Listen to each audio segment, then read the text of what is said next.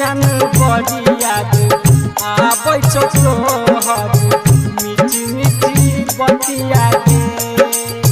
दिनवा तक कट जाय छै पगली गे कटे में रतिया गे गे जन बड़ी याद आबै छौ तोहर मीठी मीठी बतिया गे गे जन बड़ी याद आबै छौ तोहर मीठी मीठी बतिया गे।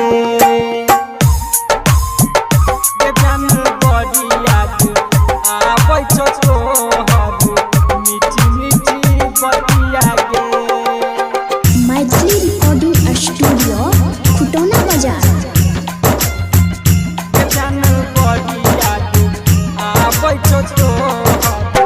बचपन से खेलई कूदे रहियो तोहरे संगतिया गे नहीं जाने कौन धन पलू भाई गेलई मोहनी मूरतिया गे गे जन बड़ी याद आबै छौ तोहर मीठी मीठी बतिया गे।